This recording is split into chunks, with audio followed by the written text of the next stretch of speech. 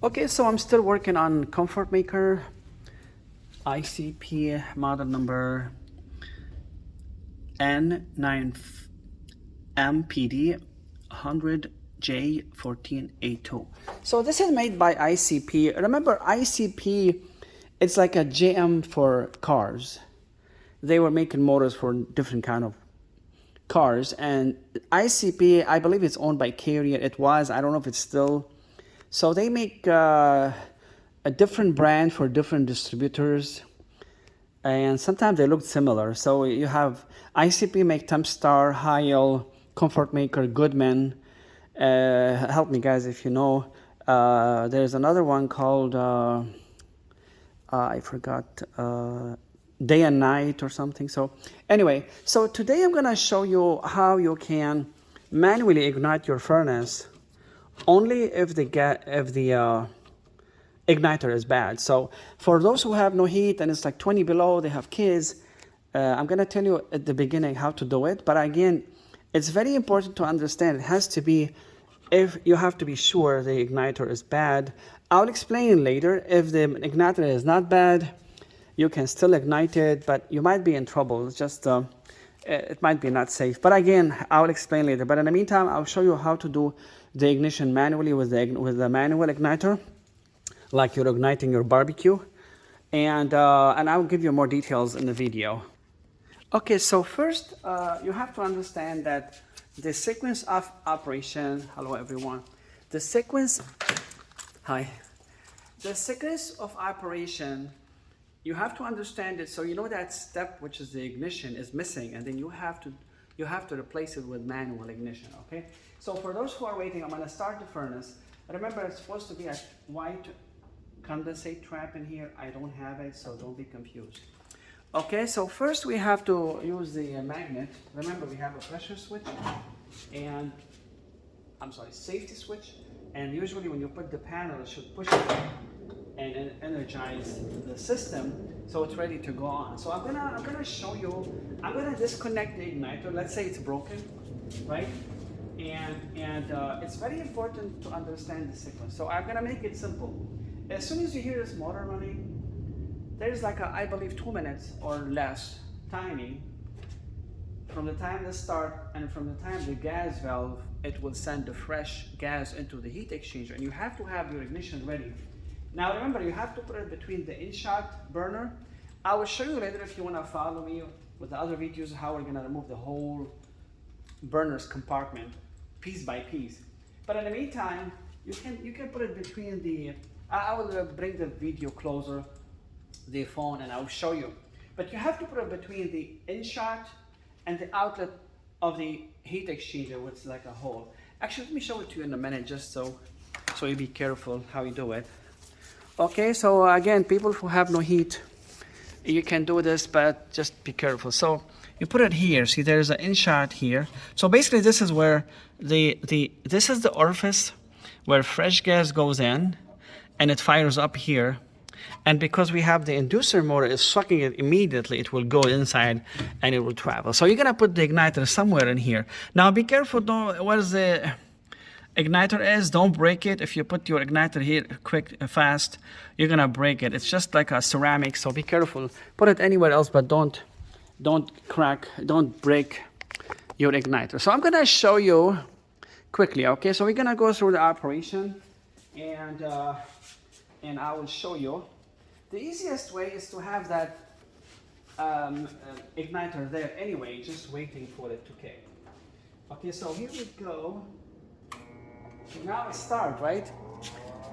I'm gonna wait to hear the click. Usually there's a click like this. A little bit smaller, like this. Okay, I'm gonna have it ready.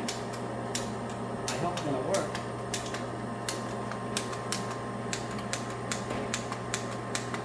Please work.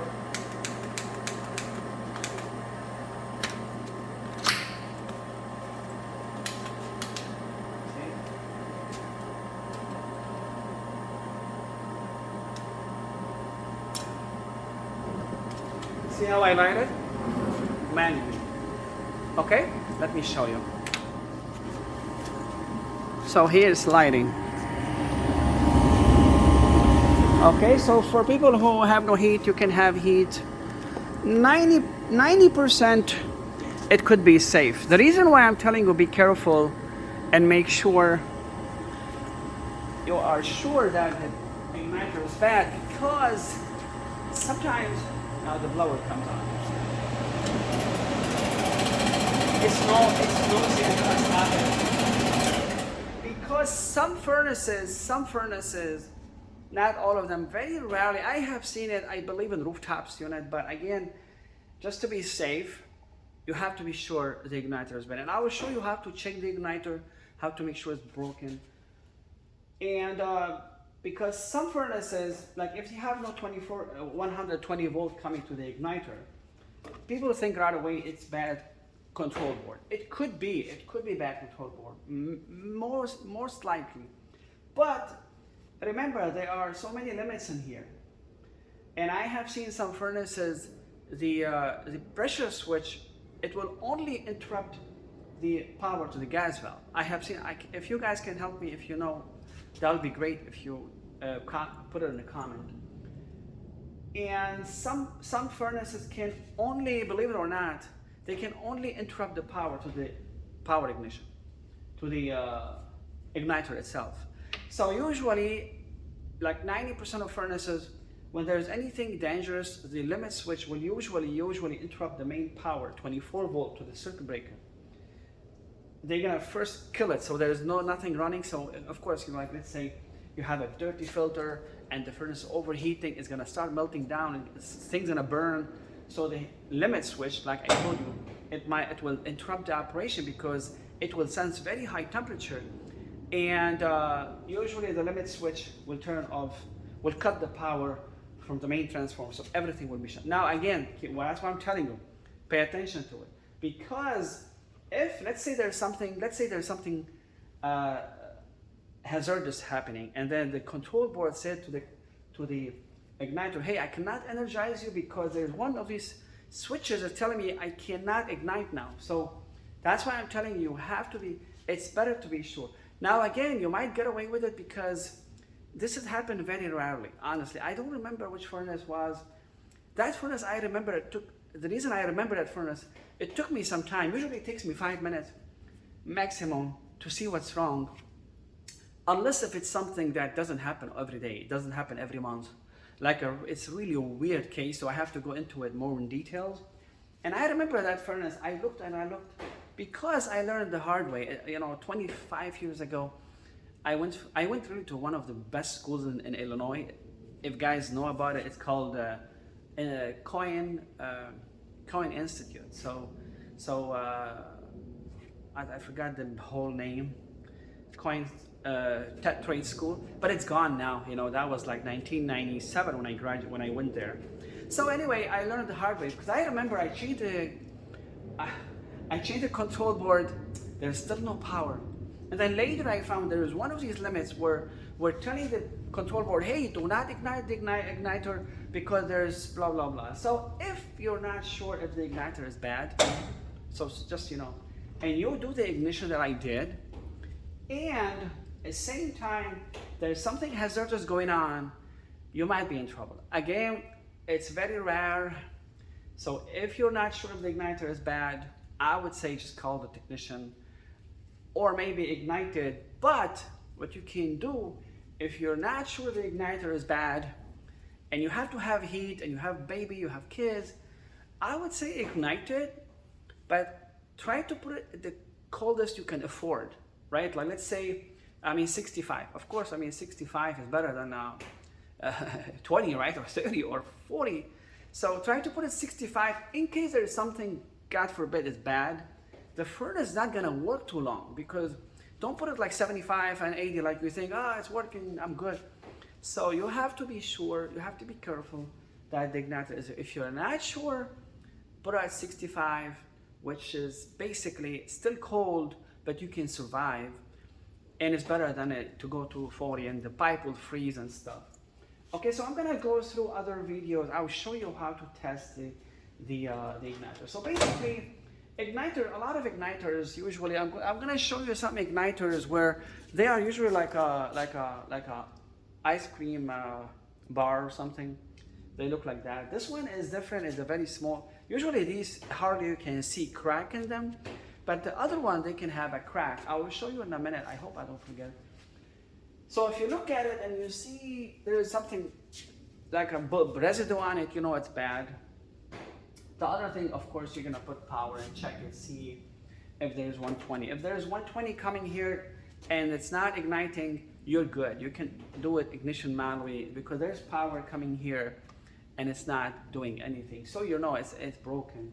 However, if you were able to test here and there's no power coming here and you want to do manual ignition, that's why you have to be careful, because you know, I mean, the safest way you can be good, you can do ignition if you know the igniter is bad. I mean, 80% of case gonna be like that. But I don't wanna get myself in trouble and tell you to do this, and God forbid if something happened, you know, you're gonna blame me. Oh, this guy told me just ignite it, you're good. So be sure it's the igniter is bad. Now other things you have to remember that sometimes the other ones that let me show it to you in a minute so you know what I'm talking about. So these are different kind of igniters. I believe this is, I don't know, maybe it's Lennox, you guys correct me. So this one is a short one. There are some, this is Train, I believe, it's longer. This is Carrier. So I'm talking about this one. If you have something like this and you see a very, very, very tiny crack on it, I'm talking like a very, very small crack here, like a hair. That means it's bad. Sometimes there is something can be broken here. It happens sometimes. Everything looks perfect, but there's something going on here. But again, the main idea is if you're having 120. Now, another thing that I watch a lot of videos. I don't know if I should watch more videos, but I watch a lot of videos and I haven't heard or saw. I'm not trying to be conceited. I'm not showing off. But I didn't see anyone saying that sometimes this igniter can glow. You can see it glowing. And people think it's fine. And then the gas goes and it doesn't ignite. So they think there's something going on with the control board. Why? Because this sometimes, that's why I tell all my customers, hey, don't waste time. I mean, if you want to have lunch, you're going to spend at least $20. If you have family, you're going to spend $50. This is anywhere between like $12 to maximum, let's say 100. This buy one, keep it with you, keep it by your furnace, because you know it's the only time it's gonna break when it's like 20 below. Trust me, because the furnace is gonna work so long and then it's gonna break. So have one emergency always. So what I'm saying is it could ignite, and people think it's okay. Again, it's not igniting fully. It can ignite just half. You can see a small dot in here. But this should ignite at least from here to here. Should be really, really like exploding orange. Like you can see the heat. You can feel it. If you put your hand here, you can feel the heat on it. Again, so if you see it igniting and it's not full, change it. Don't, because I'm telling you, I learned the hard way. I buy a control board, and that was 25 years ago. So I'm trying to help you to don't go through all this headache. Buy a control board, install it, and it's not a control board.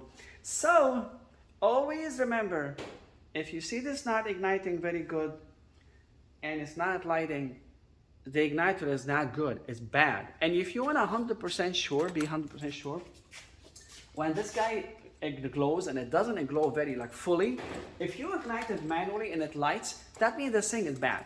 But again, be careful, because when you buy the new one, you're gonna see it's gonna be like exploding orange.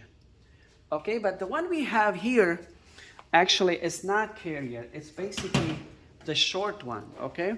It's different brand, but the idea is short. And the reason I believe why they did them like that, because you know how everything is, you know? They make millions of these. They make them break easy so they can sell a lot of them. And then people were screaming, hey, this, you know, if you blow on it, it's gonna break. Because it's very easy. If you hit it with something, it breaks. And then again, I'm not bashing anyone. And then they were like, oh, okay, we're gonna do this one. So this one, even if it fell, it doesn't break. But I can't blame them. Maybe they didn't have the technology yet. I don't know. So anyway, we got to this point. So I'm gonna show you how to check the igniter. There are different ways, and we're gonna go through it, okay?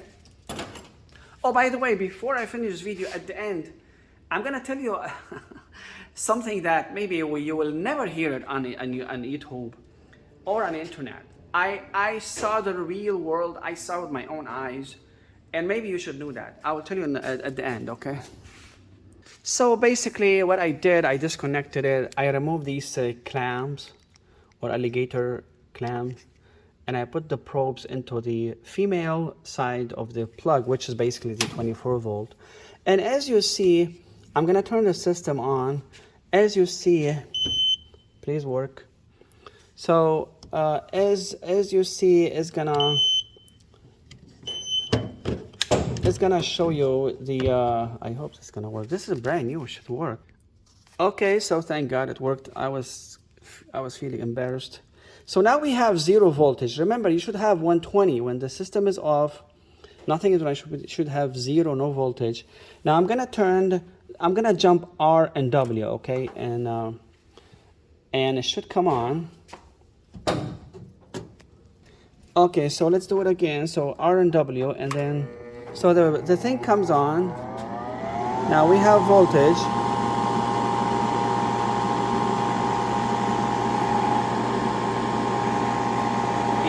And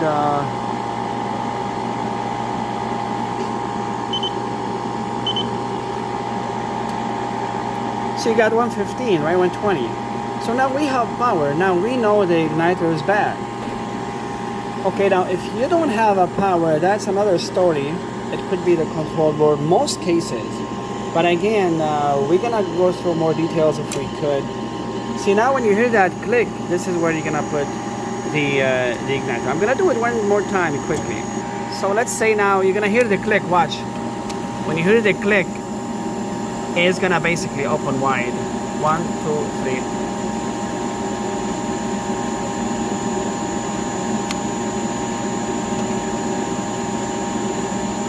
You have to keep your igniter ready.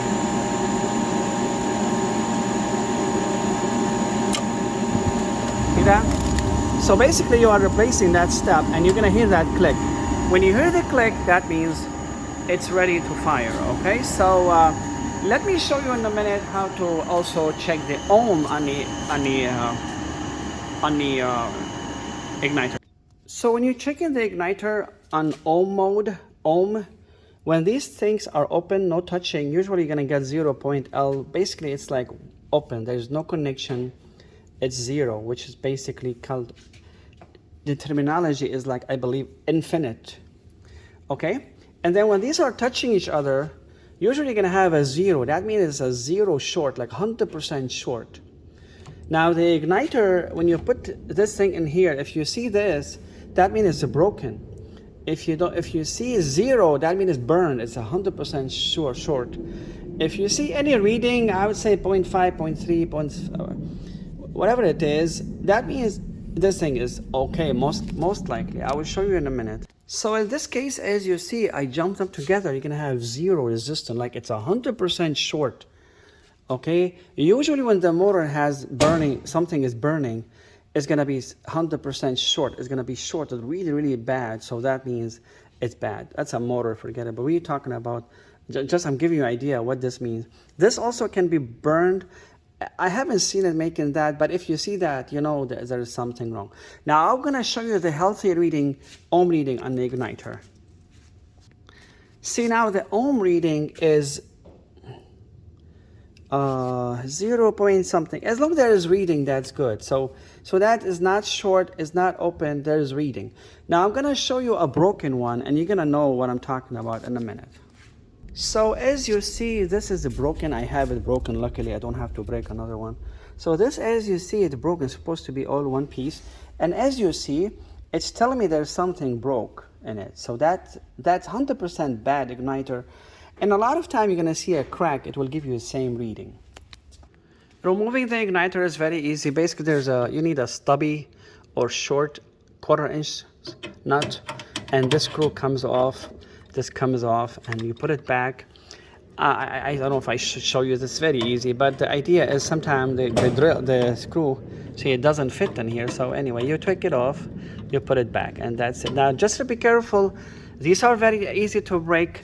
When you are putting them, be very careful, because if it falls from your hand, luckily these short ones are more stronger, but the other ones, these guys, they break like nothing, man. If you hit it with a paper towel, it will break. Okay, so removing it easy and put it back is easy. That's what you need to know. And I think that should be it for the igniter. Again, homeowners, make sure the igniter is bad before you ignite it manually. If you ignite it manually, you're not sure, put the temperature the coldest you can afford. I'm gonna tell you some other things quickly. So as I promised you, I'm gonna tell you something that I saw with my own eyes. Maybe you should be aware of it. Again, I'm not trying to bash anyone, but 2012 or 13, I was really busy. You know, the housing market was booming, and I was doing a lot of replacement, complete like flip for the house. I had like 7 workers, you know, 2 installers, and so I hired this guy. I'm not gonna say the name of the company. So what they do, you need to know this, because maybe you can be more, you're gonna protect yourself. So I hired this guy. The thing I learned from him, he told me these things because I was shocked. So this guy, honestly, excuse my language, he's not really experienced. He told me he has 10 years experience. I believed it, but I lost a lot of customers. I have to go myself personally to fix stuff after him. But see, I think he learned on the computer, so everything, he knows what transformer is, he knows what the control board is, but in the real world, forget it. It was a disaster. So when he was working for a big company, so to make the story short, I was working at the restaurant. I do a lot of refrigeration, and this guy come after I hired him. This is the first time I see him like working with me, because I sent him to a couple of jobs because I thought I was busy, and I see him. He got so many equipment, like instruments, like these guys, you know, like the manometer. He opened all these high efficiency, expensive, sophisticated box of tools, and he put them on the table, and he worked on it. And that, I remember, I never forget, the restaurant owner told me, man, this guy looks like you know more than you. I never see you putting all these things. Are you sure, man? You work for him or he work for you? It's not a joke, you know. This is a true story. And then later I was talking, and actually he didn't fix it. I have to go back. He doesn't know nothing. I'm telling you, it was a very bad experience. And I went to him. I said, hey, what's going on? You have all these tools, and you didn't fix it. You know, like me and people who know what they're doing, they don't need all these things. But I can fix a furnace by touching it, by touching stuff. But give me a screwdriver and a jumper and a flashlight. I'm good. I can. So anyway, I asked him what's going on. And I say, why you bring all these? Why do you need all these tools? And then he told me all the story. So he was working for this company. I'm not gonna say the name. Again, I'm not bashing anyone. He told me they hire anyone. Like if I'm a painter, they will hire me. So what they do, they teach them the basic stuff. Like they send them to a job to know the basic stuff, like the filter, safety switch, the panel, how to put it back. If there's something making noise, something very like baby stuff. And they give them that very nice, expensive uniform, beautiful truck with all these. Again, I'm not bashing anyone, please. So what they do is, the idea how they grab a customer is they have an army of these people. And then when you call them, they're gonna send you somebody like in 30 minutes or an hour. And everybody like that. Of course, like if I'm freezing and I have no heat, I like this guy. As soon as this guy shows up, like I'm happy, you know. So what they do, if you are really lucky, the guy can find the problem. And it doesn't stop at that. A lot of times with all these years, I have seen companies, they go to a customer, this guy doesn't know anything. He looks like a professional. And again, same thing. They give them all these instruments. When they go to a job, they open all these boxes. You think, wow, man, this guy knows everything. No, it's fake. So anyway, they go there and they throw an estimate on you. I have seen customer who knows me and listening to me, they know what I'm talking about. I have seen some companies, they are giving a buyer, a customer, an estimate for a brand new furnace. The furnace is only 5 years old, and they want to replace it. And that's what they do. I believe what they do is they throw all these estimates and hoping that they're gonna get one or two. And again, all the money is in installation. Honestly, nobody wants to drive 2 hours to make $100. Again, I enjoy it, whatever, but now it's all about installation. So they do that, and then what happened is when this guy go to your home, he doesn't know anything. He just took like a month, class, and they tell him where the power switch is. Maybe the power switch is off. So they hope it's gonna be baby one, because the experienced guy who has 20 years experience is very busy, and he's fixing after all these guys. So if you are really lucky, you're gonna have that most experienced person coming to you from the first call. But in big company, I'm telling you, they have an army of these people. If you walk in by any of this big company, you're gonna see like 20 trucks. So the idea is they wanna just show you that they are there, and then that's what's gonna happen. They're gonna say, oh, there's a part that we needed, but we have to order, we don't have it. So now they're making time. That's exactly what he told me. I'm not making up this, really, guys. And then they make time for the guy who has 20 years experience to go and check it. In the meantime, they will throw an estimate on you, hoping that you're gonna grab it, and they send the installers and do it. So it's very, very, very calculated, and it's very, very sophisticated. And I was shocked, honestly. When you call a company, again, I'm not saying all of them, you might see the guy could be maybe a loan care guy. He was doing loans, and he just come to you with a uniform. Man, as they make them look like astronauts, And then the other thing is, sometimes what they do, I have seen cases where one customer called me and I installed for her the furnace 10 years, that was like maybe 10 years ago, but I installed it 10 years before, but I moved to another location, so I don't serve that her area, and she had a flood. So this guy come, and the furnace was only 10 years old. It's not very old, but he said the inducer motor is bad. I went there, the inducer motor was not bad. Again, these guys, they're gonna throw at you anything. Oh, you need this, because I believe they're making time for these guys to go, the experienced person, to go there and tell you, hey, you know what, they might be something else, because again, they want to send you someone immediately and make sure you are already hooked in the business. Again, if I am wrong, if you're gonna add something, please add to it. But again, I'm not bashing anyone. I don't want to mention any names. I don't think all the companies are doing that, but that company in particular he was working for, he told me all this story. I mean, it's something mind puzzling. Okay, thanks for your time.